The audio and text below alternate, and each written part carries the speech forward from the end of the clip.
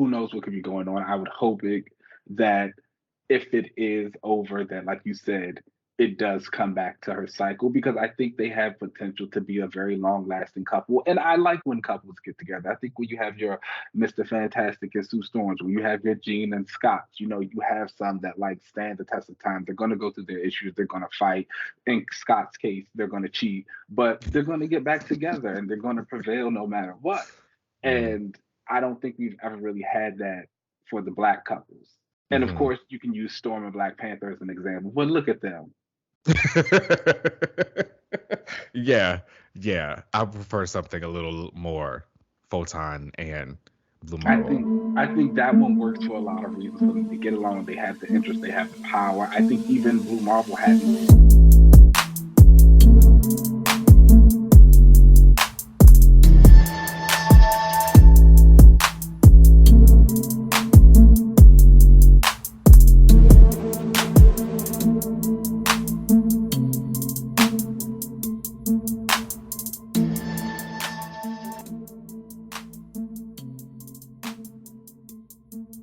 I know, like it has everything that you want.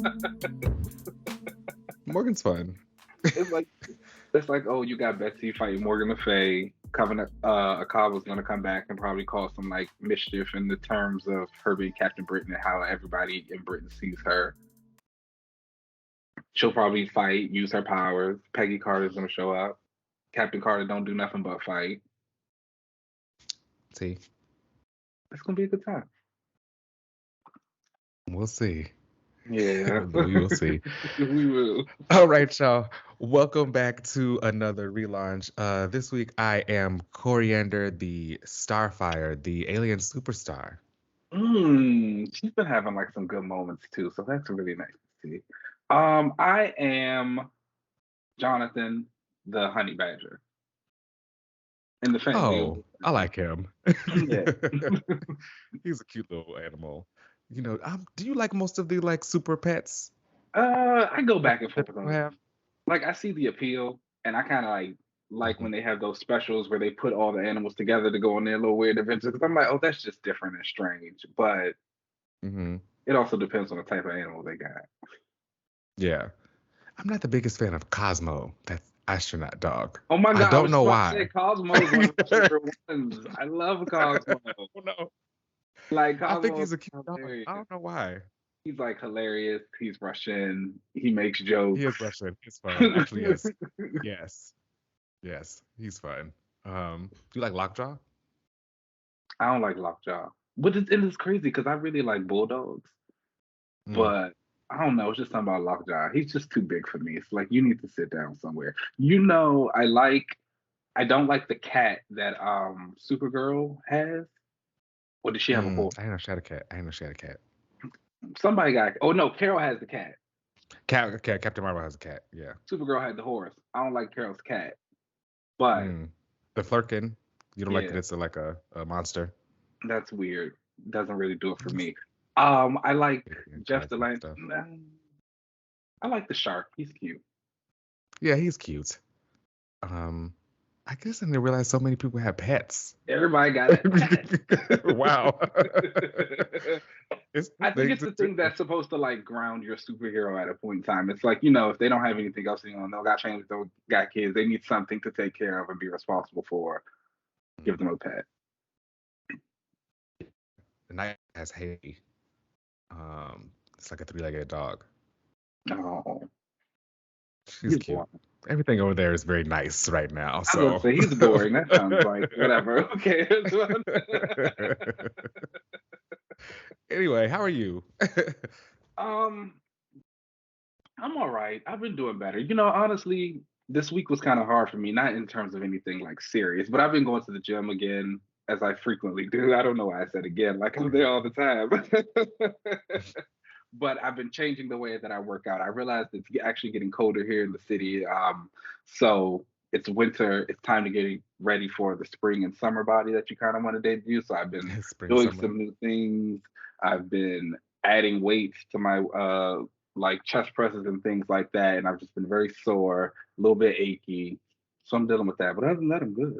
How are you? Honestly, inspirational because I need to get back into the gym because I'm want to build it up for, like you said, for like the spring, summer, hot girl season. So you got to You do that know, now. I tell people all the time, you actually don't really even have to work out that much. It's really all about what you eat. I think that's always going to be my biggest problem. I don't like to cook food, as I've Me said neither. multiple times. And so it's like managing my own I'm gonna diet. order it. Okay, like, baby, like Uber Eats is up there. I hate when I go to Uber I Eats. want It's like, pizza. Keenan, you're like in the top 3% of this restaurant. And I'm like, oh, quiet. Can you turn that down? But I don't know. We'll see. One day we'll get it. I have realized again we're getting older, so my body has changed. I don't really like to eat a lot of the same things. I used to be a super, super big person on sweets. Like after 30 minutes, if I didn't have something sweet, I had attitude with everybody. So I like kept candy, kept chocolates and stuff on me at times. I don't do things like that anymore. I Mm, eat something now. I'm like, ooh, I can't do this. we're too sweet. Yeah, we getting It's too old. sweet. It's too sweet.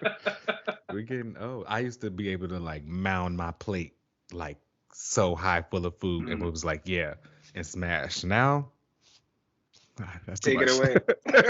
Take it away. Can I get it to go, please? Seriously. All right, let's go ahead and get into the updates of the week. We've got some fun stuff here. So, up first, there was the Spider Man Across the Spider Verse trailer that came out. Did you watch it? Oh yeah. Yes, absolutely. It looks great. It opens with Miles having this very heartfelt talk with Rio, which lets me know once again this movie gonna make me cry. So I'm preparing myself for that. And they were obviously very pointed sometimes with the words that were what Rio, his mom, was saying and what was being shown, like when she brought up love and it would bring up Spider Gwen. So I'm assuming they're going to have some kind of relationship there. Um, all Looking the for other Virginia once again. I know. I like him with, I think her name is Starling. She's like a Oh, little hawk. she got the bird outfit on. Yeah. She's cute. And to add, drama to it, she is the Vulture's granddaughter. Oh, I didn't know that. You know, get a little That's really spicy. And interesting. you know, you always date the villain's daughter, granddaughter, That's a little true. spice. But yeah, this trailer had a bunch of cameos from so many different Spider-Man from this PS1 Spider-Man I saw in there, which I thought was really cool. And them using the same kind of graphics for that was really awesome. Um, all different variants. It looks like Chris Anka was a part of the team for that, designing all those different costumes for all of them, which was really cool. I will admit I didn't know This who a lot was of the spiders were. I'm gonna be real with That's fair. I know you you. don't dip over into the verse too I much. saw Miguel, Spider-Man Yes. 2099. I saw Jessica Drew, Spider-Woman Period. Detective Extraordinaire. I saw I'm not gonna lie, this is the first time I've ever cared about her ever. Shout out to them for that design. Jessica Cause Drew. I don't ever really care about Spider Woman. I've never cared about her. Sorry to the Jessica Drew fans I, out there. I love Jessica Drew. She's a fun character. She has some good comic book runs. I like her. But this Let's see Jessica if I Drew is superior. I'm gonna give you that. I get it. I totally understand. I'm not gonna like hold it against you. I'm not arguing. I also like Jessica Drew. Yeah, this one is giving a lot. I like that. Yeah, I'm definitely excited for this movie. I can't wait for it to come out. I definitely will be watching it. We'll definitely be talking about it here. Yeah. It looks like Miles is going to be taking on all the other spiders, so I'm excited to see the action and all that stuff there. Miguel got to get about the way because he He slammed won't. he slammed to the ground. And Not he won't. laughing at that. We won't be moved. But no, beautiful trailer, like great animation. I'm really excited for it. I feel like it's gonna be just as good, better than the first one, and that was already extraordinary. So shout out to them for like staying with it. Yeah, very high for it. Up next, we staying into the Spider Verse. Donald Glover is set to star and produce a Hypno-Hustler spin-off film, and Hypno-Hustler is a Spider-Man villain. Now, I know that previously I was very confused about if Sony could truly build a universe just off of Spider-Man. Like, it's just one character. Like, you can't go out too far, because it's only just him. And this is really proving my point. Like, Mhm. what are we doing here with a Hypno Hustler movie. Why not? I don't know. Any other character? I don't know who that is. And when I Nobody does. saw, I was like, wow, that's crazy. But I don't know. Didn't they also do something like that with Bad Bunny? Yes, he's gonna do something with like a luchador villain or something like that. Sony look like they giving out anybody that's like, I was got about their to own say, production company I and want to think do they, something. I think they're just at this point where they're just kind of like, you know what? We don't really have a lot to work with, so we just gonna work with what we do, and we just gonna make it work. Yeah, hopefully they probably hoping to like hit again with Venom, but I think that's just Venom. He's very popular. He is, which is still so crazy to me whenever I think about it. Morbius didn't do it for the people, which is like, It did not. It did not. but No. maybe They gonna keep Luchador, trying. Hypno Hustler. I don't know. Starling might get her chance to get a movie, maybe. Whatever happened to that? Remember they were doing that Silver Sable and Black Cat movie? I did they Yes, cancel that? yes, it got canceled, but that was supposed to be directed by Gina Prince Bythewood, who just did The Woman See, King and she did The Old Guard and all that stuff. And so there was Silver and Black. She was signed up. She was ready. That was going to be hot. That's the moneymaker. They need to get that back on the docket. that is true. Yes. Or, maybe we gotta scoop her up into the MCU because I don't know what's really going on she she will over also at be really hot Sony. for a Midnight Angels project. Ooh, yes, you Yeah, would. yeah. That's what I'm saying. Let's bring her over to that side. I don't really know too much really doing at Sony. It's not looking too good over there. Um, all right, going over to some DC news, we found out that James Gunn and Safran have a DC announcement coming, and Gunn has said that they're going to be having a young Superman, and he is currently writing the project. They haven't found a director yet. Henry Cavill will no longer be playing Superman. This comes right after he just announced that he was going to be coming back as Superman about 2 months ago, back in October. So this is very jarring. I'm sure he feels betrayed. I know that I would. I would feel like the people set me up. You know, um, you know, Shout out to him though, because it does seem like he was able to kind of bounce back. He just got a offer to do, I think, Warhammer for 40,000. He is I don't going know to what be that was. He that. announced that. I was like, oh wow. It's a video game. It's like I think it's like a turn-based kind of video game, and he's actually kind of a big nerd. And it's Hmm. wild that like he allegedly like left Witcher because he didn't like that they weren't following the books and that they were like really changing a lot of stuff with Witcher after season two.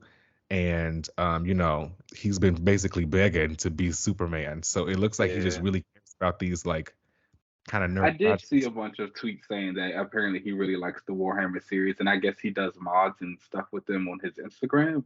Yeah. Again, I still don't know what it is, but I still feel bad for Henry because they're just tossing this man around like a beach ball, and he is really trying to give his all to something, and they keep playing with him. But shout out to this series and shout out to Amazon Prime. I do think their stock is rising a little bit in terms of the content they're putting out. I wish their user interface would change a little bit. It's still kind of like, eh, but Hmm. they've got some stuff, and I really do hope this works out for him because I genuinely feel kind of bad at this point. Like I don't know the man, but it's almost like, what's going on with you? Like somebody got a like hex on you or something because it's just not working out. I remember they tried to make Man from Uncle a thing that didn't go well. You got this Witcher debacle, you got the Superman debacle. Now he's trying with this, and so it's like, please, fourth time, let that be the charm. The hierarchy of the DC universe is shifting.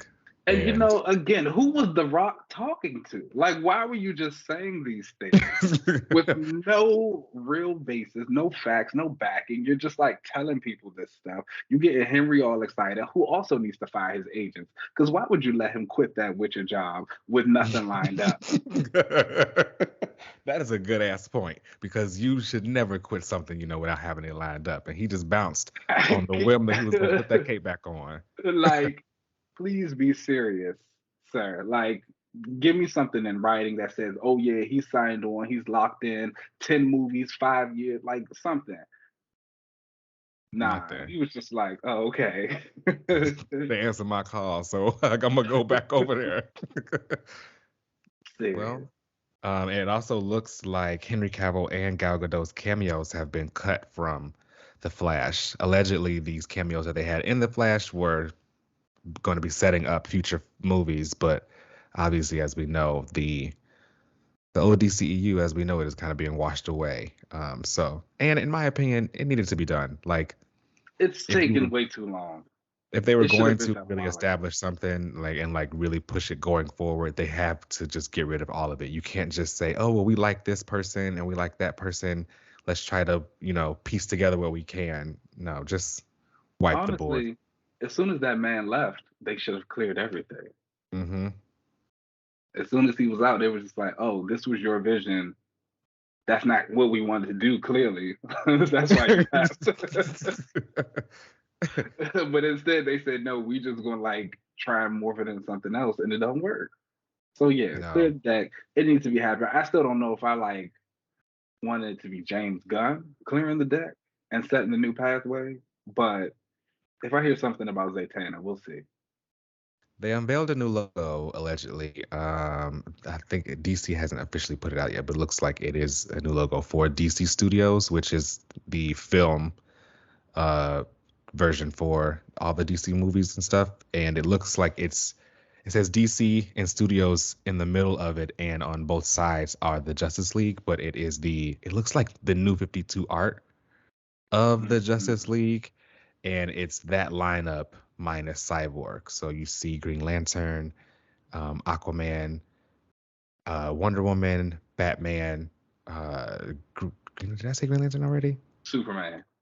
Superman and the Flash. Mhm. And it's interesting. We've talked about it actually just recently last week about, the Justice League having those tentpole characters. And we said these six were the tentpole character, and that seventh slot is kind of Yeah. up in the air. Whoever showed up that day. It'll be interesting to see who they decide to have be that seventh slot, at DC Studios. mm. I don't know. There's a lot of viable options. I feel like Mm. it's also such a horrible thing that we just got only one more spot. Sorry to everybody else, but Good luck to everybody else. that's the reality of the situation. But my favorite's there, and I'm also gonna be excited when they get rid of Aquamoa. Let's close that door. Yeah. And it does seem as though they are going to be kind of trying to really build up these characters. When Gunn talked about writing the young Superman, it sounds as though it is not, Superman as a 11-year-old kid on Earth. I think it is like Superman as he's just getting started out in Metropolis. So it'd have been interesting to see that. I don't know how I feel about stories like that. I mean, that's not true. I don't know how I feel about stories like that for Superman because I feel like with the year one Batman type of situation, it works because all of those villains were like they're crazy, they're a lot older than him anyway. The crime thing is like a big part of that in Gotham. Mhm. Superman year one, I don't know. I feel like most of his stories are just taking place when he's an adult. Like that's when he's meeting everybody. When he gets the reporter job and he actually starts to get in there. Who is he fighting early on? But that could also just be my ignorance I of think that is Superman. the young Superman that we're talking about. Like when he's first getting his reporter job and first like being Superman. Oh, isn't that what Henry was doing? Not really. His Superman was like just starting out. He was really coming to terms with the power. That's why he had to let his dad die because he couldn't reveal himself. And I guess he just looked older than what I'm. yeah. I think he just looked older because I'm thinking Superman at like, I don't know, 25 and Henry gave 35. That's fair. But I think in theory he should have been 25. Okay, well, yeah. Maybe they might be leaning more towards that visually then. Um, That makes a little bit more sense. Ageism. It's a You know. Here's the thing. Yeah. We'll see though. I'm interested to see how they really build out all these characters.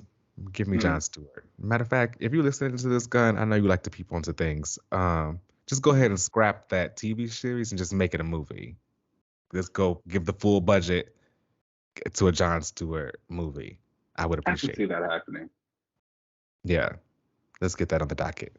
All All right, right, let's go ahead and take a break and then we'll come right back. cool.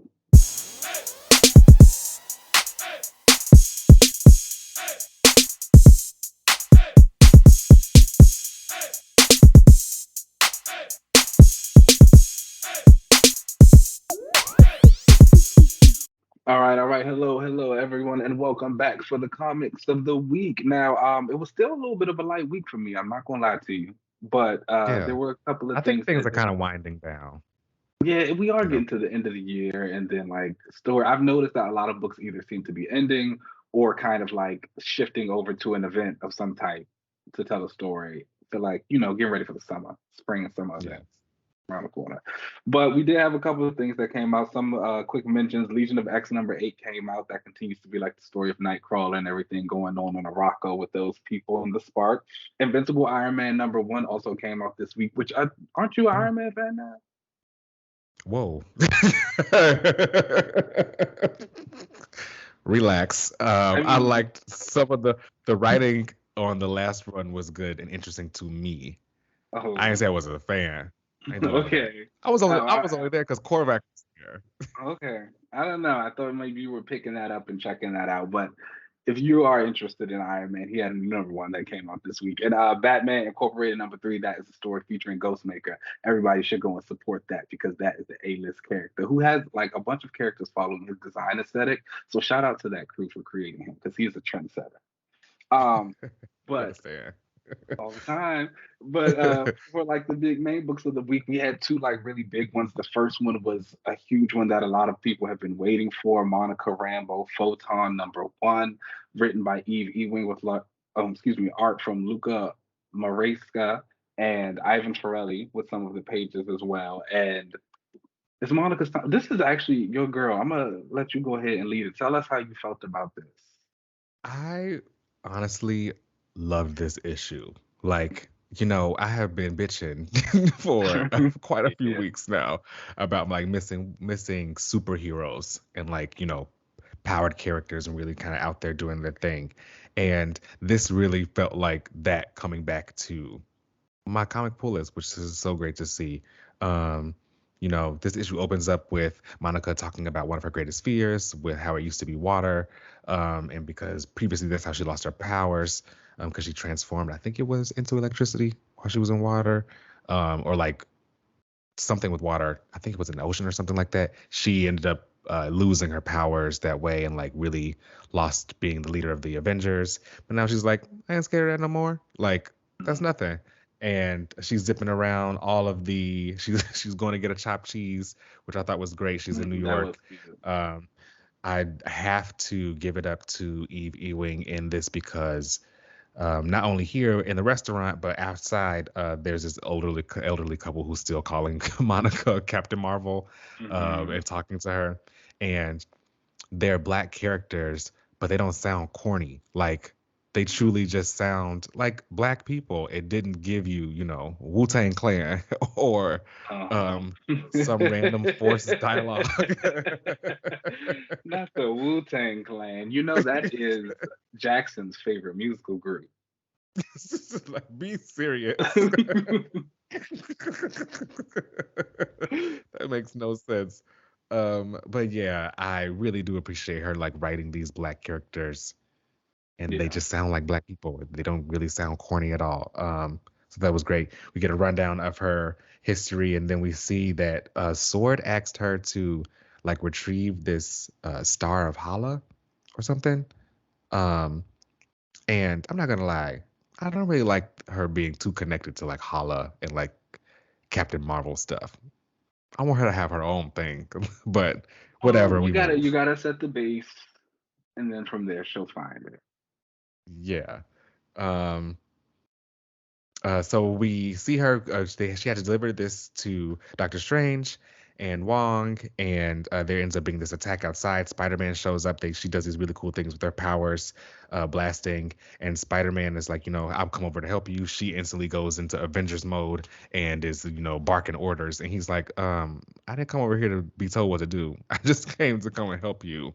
And it kind of really shows you that Monica has always kind of put herself in this kind of field leader position, and that's where she just instinctively goes back to. But now she has to figure out, like, oh, what am I when I'm by myself, when it's Yeah. not me on the Avengers team, because it's this solo Monica right now. Yeah, and then we see later she's talking to her parents. She gets this weird like premonition from this villain that says like she's gonna ruin the universe. um As she we gets always this do. before she has a call with her parents. She actually gets a call from her cousin, who I thought was a great touch in this story because it's her gay cousin, and he's talking about his boyfriend and Mm. how he doesn't treat him right, and you could just tell that he is not gonna break up with this man. He's I still was gonna like, stand this right is a beside them. mess. I was like, get this out of my face. Why am I reading I was this? it sounds like a lot of things that's hitting real close to home in real life. So I really liked that conversation a lot.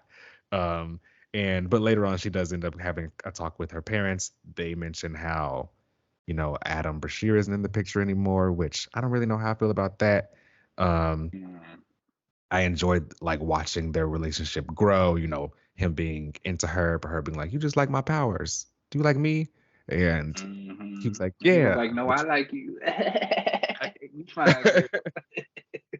but don't forget I got a step wife and a Okay. stepmom. I got a couple kids." But we see here that they are no longer together. It's so jarring because she's literally rocking his vest in Thunderbolts. Um, and I did really appreciate like them as a couple, as a black couple. But I understand that, like, in most solo runs or kind of in comics in general, they don't really let these characters like have relationships. They always like break them up, you know. Hopefully Blue Marvel will become her cycle one where they always put them back together, Mhm. where the next run will just say, oh, there was a bad memory or he was just gone in space or Yeah. something. Because I did like them together. But she ends up flying off into space because she's like, I needed like some breathing Mhm. room, and that was the end of the issue. I think it's fantastic. I really enjoyed the art. Her powers look great. I love this new costume. I wish her symbol was her old symbol, Mhm. which was like the half black and white star instead of just an all white star. This one's kind of a little boring, but love it. Yeah. Love this run. I read the issue. I liked it a lot. I really did enjoy it. I think there's a lot of interesting things that are going around with Monica. Like you said, that kind of basis of now that she's her own superhero versus being the leader of a team, even the kind of dichotomy of having all of this big power and knowing when to use it. I thought it was really interesting when she was fighting with Spider-Man and they were kind of losing. And then she just did her big power up thing and like knocked him out. And he was just like, why were you wasting all that time yelling orders if you could have just done that? And she was like, I don't know. And that's kind of something that she has to start thinking about now. Like, when do you let loose versus when do you cut back? And then the stuff with the cousin and the family. I think one thing about Monica that I can recall from a lot of her stories is that family is a big part of that, and like how Yeah. she deals with them and her relationships with them. So that was nice to see. Like you said, they didn't sound corny, and that was also very cool. I appreciate when they sound a little bit more authentic. The Blue Marvel thing, it irritated me. I'm not gonna lie, for a Yeah. lot of reasons. A lot of what you said, I think they're just a really interesting couple. They've had a lot of really cool character growth and how they kind of work together. I don't think that comic book couples tend to stay around for very long, but I think the ones that do are very impactful. And I think they have a lot of resonance with fans. And even online, I saw like people kind of like getting heated about this potential breakup in the way that it was handled. And like that shows you that like, oh, that was like a really big couple for a lot of people. There could be something else going on. Maybe there's like some type of shenanigans going on. We got the vision that she's going to destroy the universe. Maybe we're in some type of alternate reality. Because again, like you said, over in Thunderbolt, she is wearing his vest. Mhm. So who knows what could be going on. I would hope that if it is over, then like you said, it does come back to her cycle because I think they have potential to be a very long lasting couple. And I like when couples get together. I think when you have your Mr. Fantastic and Sue Storms, when you have your Jean and Scott, you have some that like stand the test of time. They're gonna go through their issues, they're gonna fight. In Scott's case, they're gonna cheat, but they're gonna get back together and they're gonna prevail no matter what. Mm. And I don't think we've ever really had that for the black couples. And of Hmm. course, you can use Storm and Black Panther as an example, but look at them. Yeah, yeah. I prefer something a little more Photon and Blue I Marvel. think I think that one works for a lot of reasons for them. They get along, they have the interest, they have the power. I think even Blue Marvel having kids is already something that's good for Monica because at this stage, I don't know, and maybe you're a big Monica fan. I don't necessarily know if I see Monica as the type of character sitting around and be like, oh, I'm ready to have kids right now. No, Or no, like I I don't want to want to have see that kids for right her. now. And so it's No. like he already got his kids, and so it's like I'm Mm. pretty sure he don't want no more. So it's kind of it just like it all just seemed to fit and work, and it was like, yes, this is something you can make big and grow. But this could be like their little distance time. Everybody Hmm. gets it, I guess. Yeah, We'll he see where probably we are cheated. by the end. He possibly. That is a Sometimes they spin the man. block, and like you That say, is he got a baby mama. that's the man for you. But other than that, like really love the issue. I will continue to read it. I realize I like Monica. She she's a powerful girl. You know how I get with them super powerful girls sometimes, but like Yeah, yeah. I see the vision. She's fun. She's a good time. I'm excited to see what else happens. Monica's my girl. I'm really excited for her to finally be getting her spotlight, and really building up stuff for her own. I really resonated with the story of just like trying to figure out like where you fit in for Yeah. yourself, like where you want to place your power, and just I love a good superhero story. I would give this issue honestly a 4.5 out of 5. Okay. I'd give it a 4 out of 5. I thought it was very well written. Good art, good time. I think I would have liked just a little bit more into the I guess the leeway of like what's going on with the villain of the story, or just like maybe an extra Hmm. page or something like leaning into that. Um, but other than that, yeah, I enjoyed it a lot. Mm. Everybody should use a data page or two. Don't be scared to use those.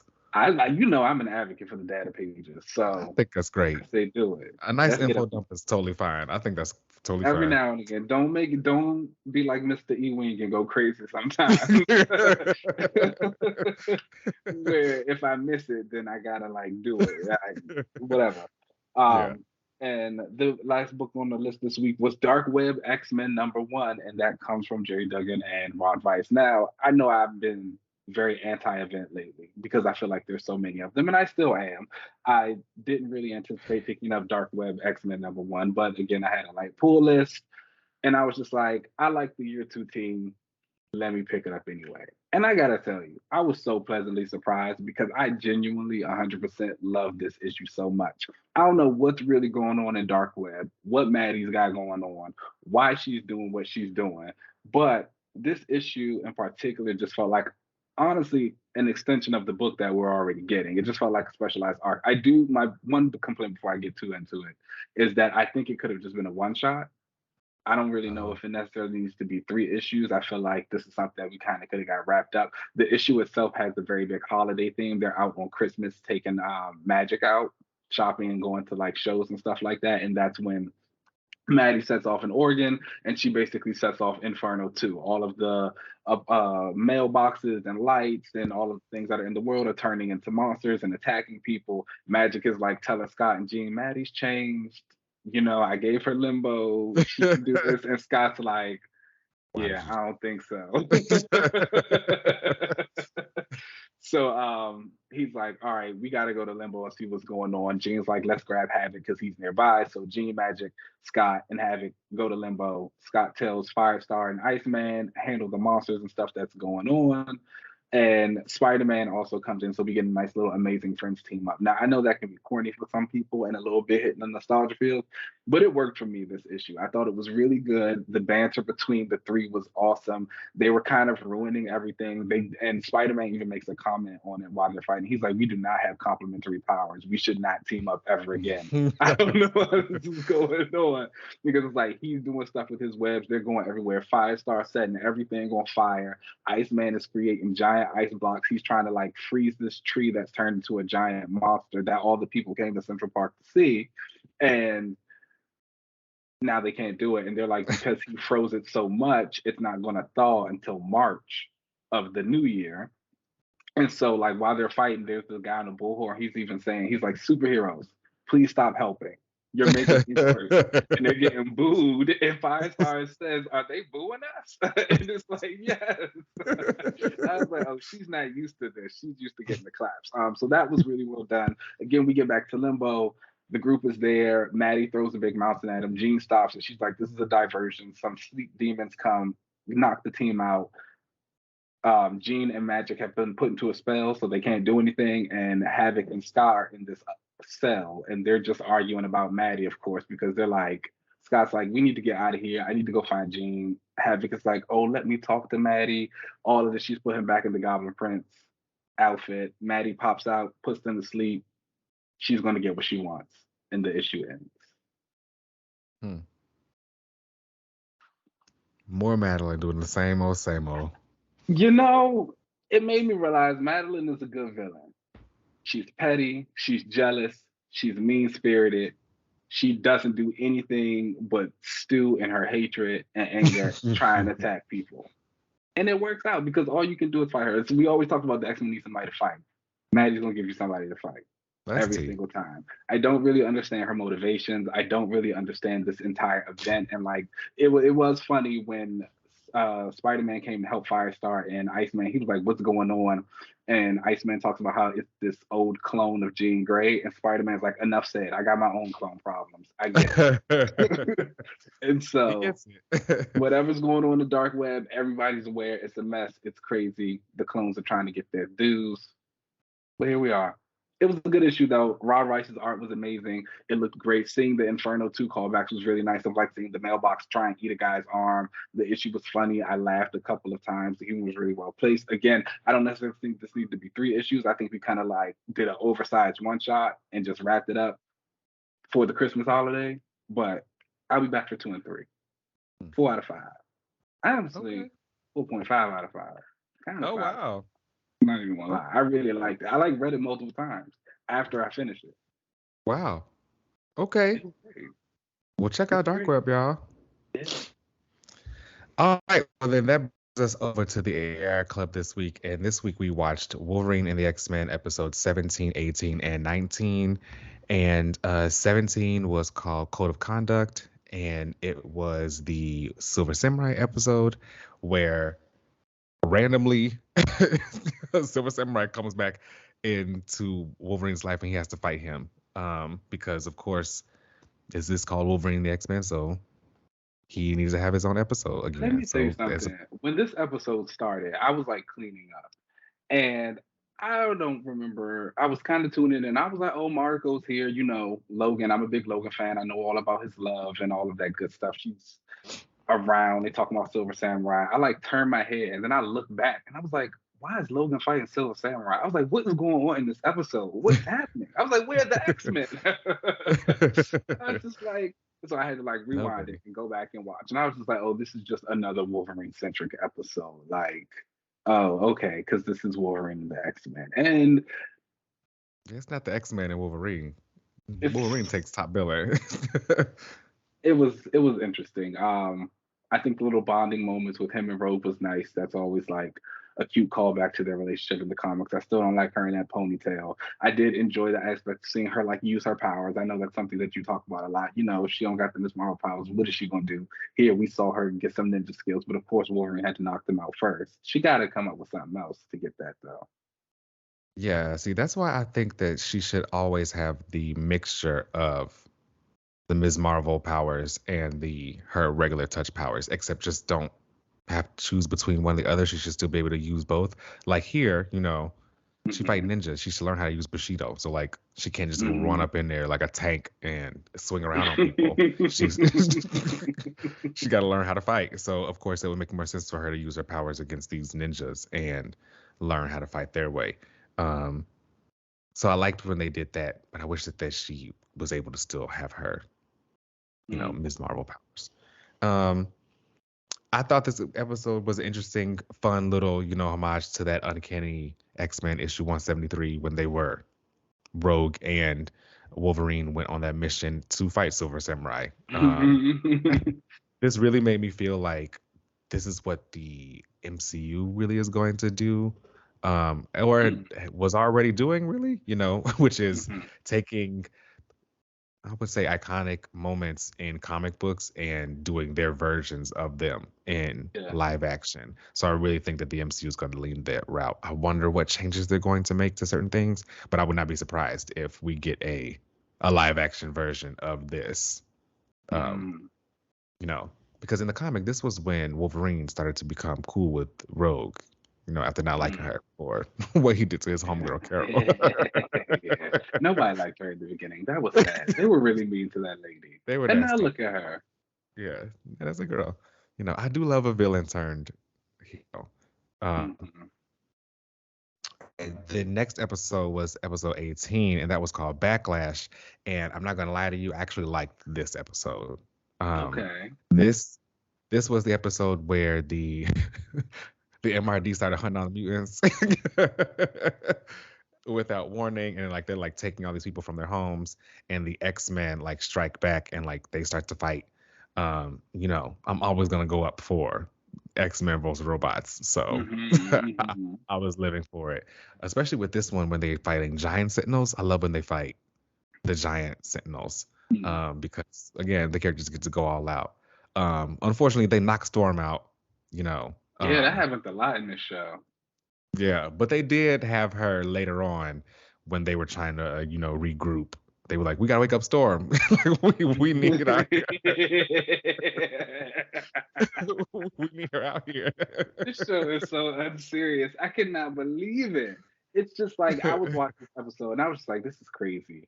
I did like that they put so much severity on, like, "Oh, these are giant sentinels. They're powerful. We need to come up with something quick." Wolverine, your claws ain't gonna do it. I also do like Brotherhood and X-Men team ups. I like when they have to when they're like kind of forced to work together.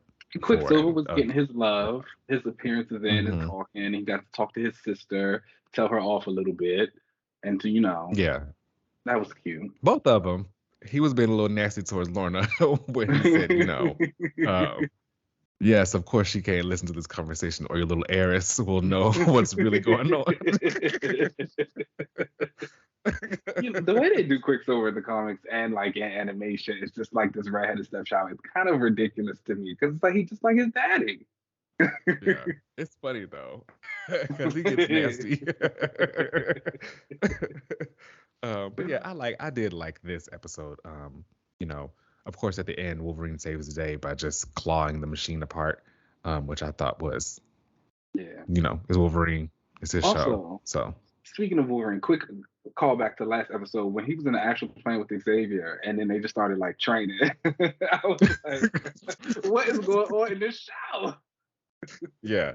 It reminds you that like Kevin Feige was like a executive producer of this. So didn't you see something like this happen in the MCU?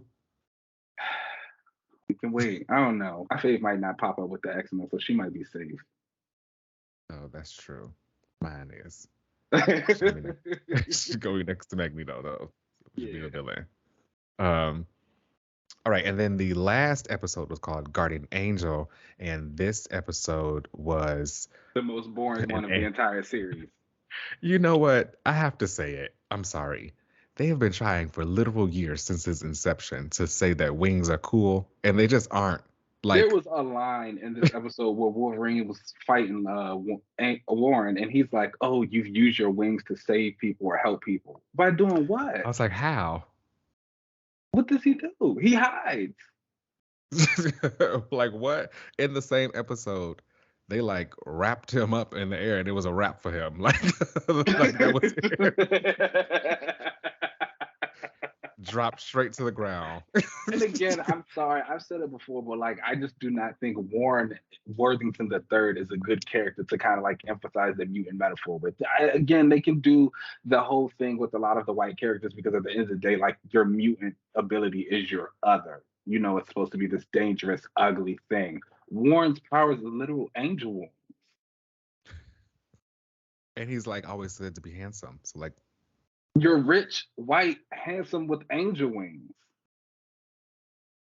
What's dangerous about you? Oh, his you're daddy rich, don't like white, him. handsome. Yeah. Rich and white, handsome. That's the But danger. no, it was just like, I just, and then he had this weird, I guess, pseudo romantic relationship with Storm going on in this episode. They're like flying together. He's like putting his hand to her lips when she's trying to talk to him. He's shushing her. He's like, "Oh, just fly with me." She's like, "Oh, I need to talk to Warren. I can get through." Like, girl, what's going on? Yeah, I see. I guess I didn't pick up on bromance. Man, I was really bad at that because people were saying the same thing about Namor and Shuri, and I just didn't see that at all. But like, I saw them as like just being friends flying, and they were just like close. That to me was more weird because I was like, why would Storm be close to Angel? Both ways, it's weird. It's just weird. And even Logan, like he was talking to like, "Oh, Warren, you're my good friend. I can't let you." They ain't never like each other. No.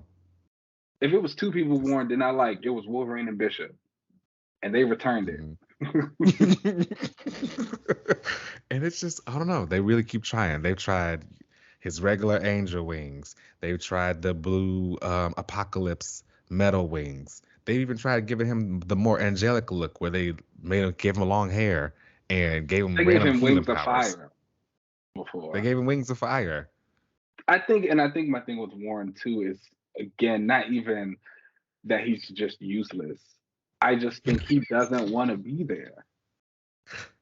So it's That like, too. why do we keep bringing him around? He doesn't want to be here, and then he can't do anything when he is here. And I think the most interesting he was when you had the Dark Apocalypse and he was a villain stuff. I think that kind of mode works for him. Even Archangel, that's a good visual, but it goes against what Warren's supposed to be. You can't keep him in that state because that's not supposed to be the character that he is. He's supposed to be like this regular guy with angel wings. You make him anything else, you make him evil. But I think that works for them. I think that every team when they have that one character who sometimes goes bad or goes evil, like that person can just stay evil. Like Sometimes, yeah, they should. sometimes you just go, and I think Warren is a character. He works a lot better as a villain, and it Mm. works even better with his angel thing, the fallen angel. Oh. I could just be trying to get rid of him, but I also do genuinely think it makes more sense. I think both things can be true.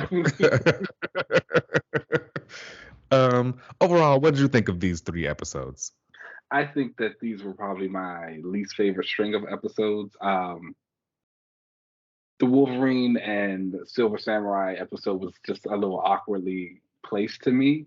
I know again we keep having like a random solo episode of Wolverine, but that one just felt like really far left field. Although I do like all of those characters and I wouldn't be mind seeing them again sometime. Um, the one episode where they were fighting the Sentinels was fine, but then that Warren episode just really killed a lot of the momentum. I just let's keep him away. Yeah, I do like his Archangel design, and him being a villain with Apocalypse is kind of cool. But out of all the episodes, the Backlash one was my favorite one. Again, I'm sorry, y'all. This The bias cartoon is there. crazy. Yeah. The designs on some of the choices. Rogue's little ponytails pissed me off. And on that note, let's go ahead and take a break, and then we'll come right back. Cool.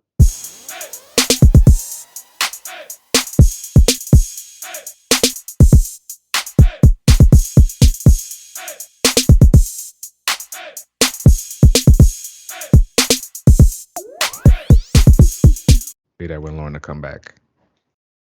Should be there for, I think, 18 and 19. So is that going to be a crossover, or is it like just two separate things?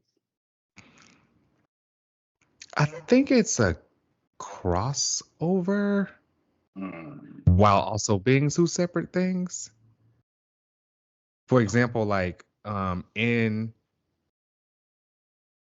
Captain Marvel, the X-Men are up there, but Rogue was killed. But I think she's going to be revived back on Krakoa, and I think she's going to take a team with her to go and help those X-Men out there.